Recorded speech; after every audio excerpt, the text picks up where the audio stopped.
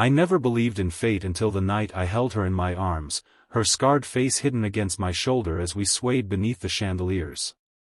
"I won't forget you," she whispered, and in that moment, I knew my life would never be the same. Hey everyone, if you're enjoying this story, please hit that like button and subscribe to the channel for more emotional journeys like this one. Your support means everything, and I promise this tale of unexpected love and healing is worth every minute.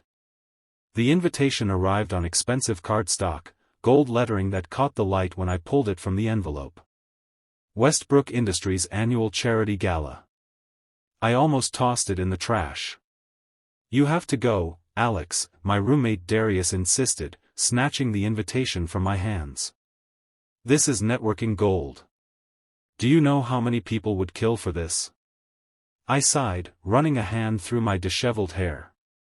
At 26, I was the youngest project manager at Meridian Tech, a small firm constantly overshadowed by industry giants like Westbrook. The invitation wasn't personal, just a courtesy extended to partner companies. I don't belong in that world, D.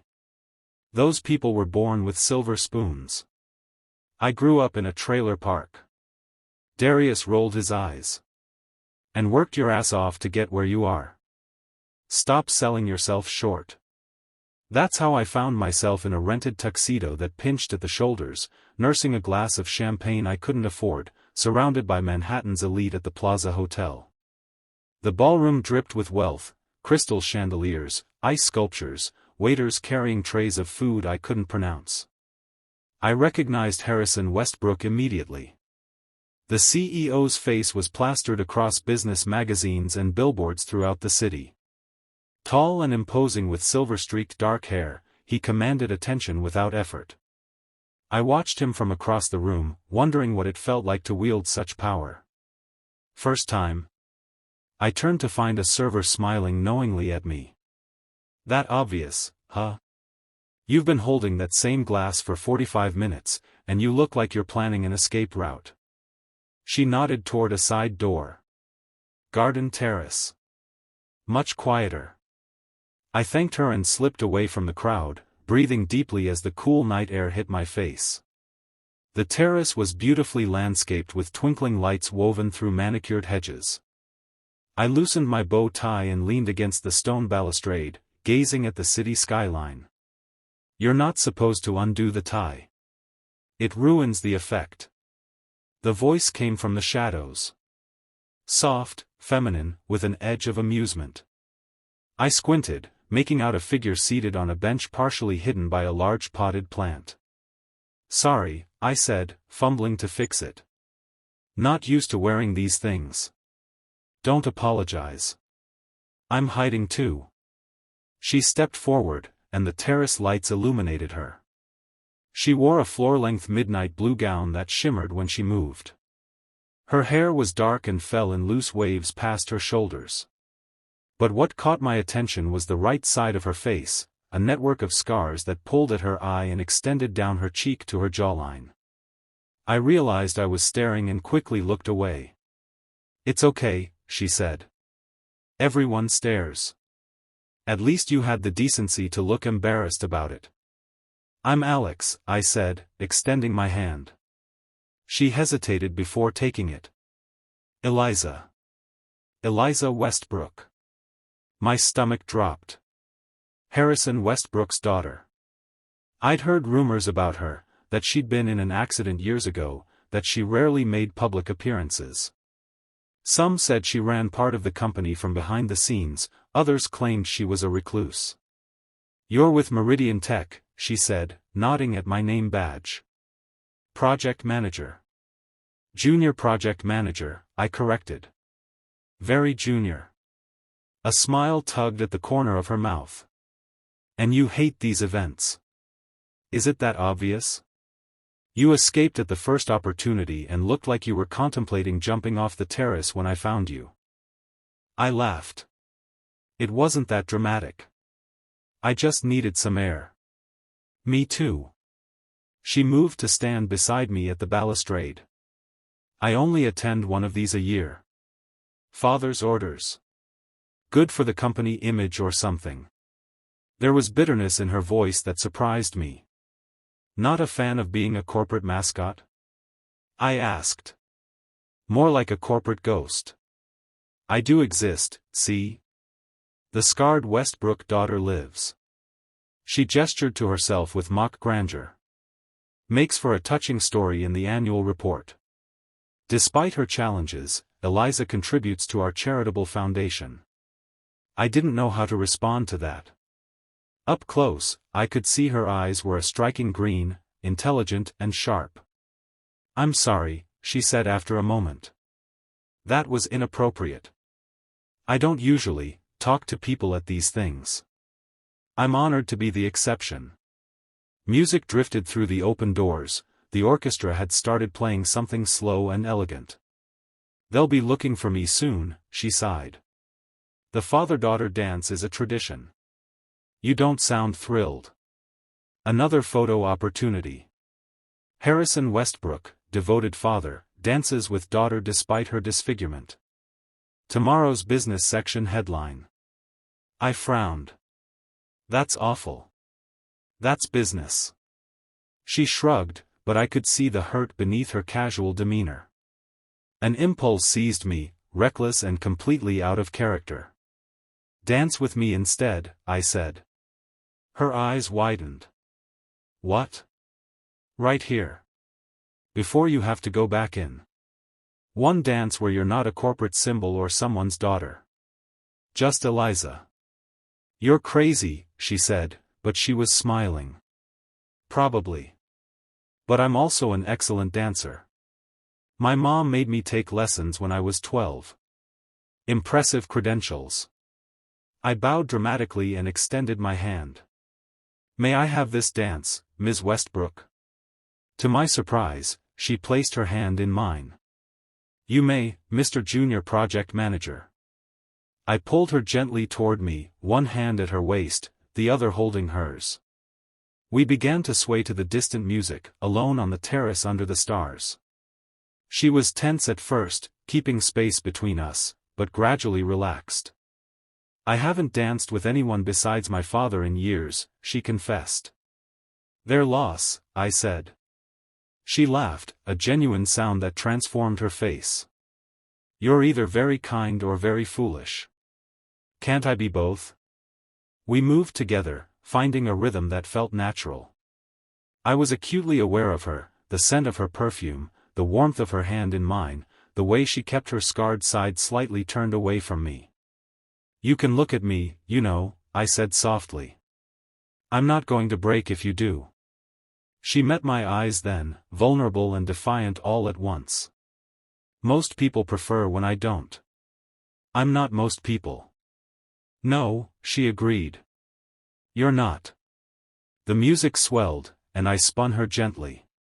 When she returned to my arms, she was closer than before, her head nearly resting on my shoulder. What happened? I asked, the question escaping before I could stop it. She stiffened slightly but didn't pull away. Car accident. I was 16. My mother was driving. I'm sorry. She didn't survive. The glass, they said it was a miracle I didn't lose my eye. We danced in silence for a moment, the weight of her words hanging between us. My father built me an office on the top floor after that, she continued. Said I could work from there, handle the foundation, never have to face the public if I didn't want to. And that's what you wanted? It was easier than the alternative. The stares. The whispers. The pity. She looked up at me. What would you have done? I considered this. I don't know. But hiding doesn't seem like it would suit you. You don't know me. I know you're out here talking to a stranger instead of in there playing your assigned role. That says something. The music inside changed to something more upbeat, breaking the spell. Eliza stepped back, smoothing her dress. I should go. They'll send someone to find me soon. Right. I let my hands fall to my sides, suddenly awkward. It was nice meeting you, Eliza Westbrook. She studied me for a long moment. You never asked what I do at Westbrook. I figured you'd tell me if you wanted me to know. I run our technology acquisition division. I decide which smaller companies we partner with or purchase. A small smile played at her lips. Including firms like Meridian Tech. My heart skipped. Are you saying? I've been reviewing your company's proposal for the past week. Your name is on several of the projects. And I found your work intriguing. Creative solutions, efficient implementation plans. Thank you, I said, stunned that she knew who I was before we'd even met. Don't thank me yet. I haven't made my decision. She took a step toward the ballroom, then paused. But this has certainly been informative. Eliza. A sharp voice called from the doorway. Harrison Westbrook stood there, his expression unreadable. There you are. The dance is about to begin. She straightened, her demeanor instantly changing, shoulders back, chin up, a polite smile that didn't reach her eyes. Coming, father. She turned to go, then glanced back at me.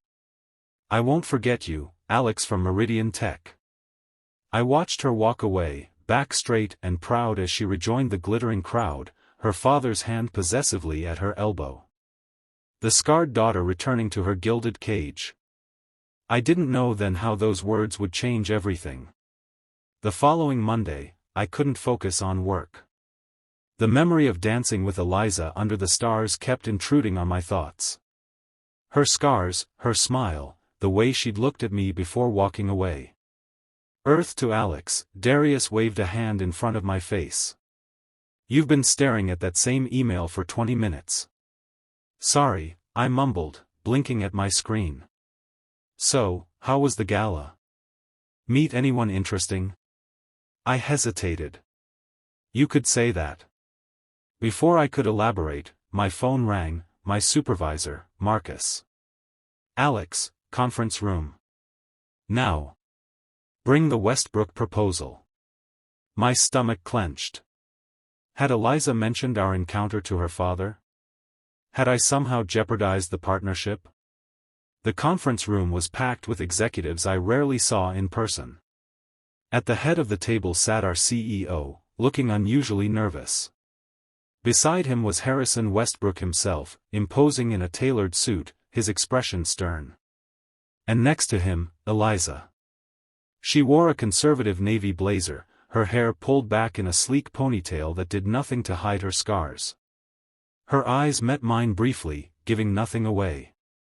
Mr. Chen, our CEO, gestured for me to sit. Mr. Westbrook and his daughter have some questions about your project designs. For the next hour, I defended my work, explaining technical specifications and implementation strategies. Harrison asked pointed questions, occasionally exchanging glances with Eliza, who remained mostly silent, studying me with those penetrating green eyes.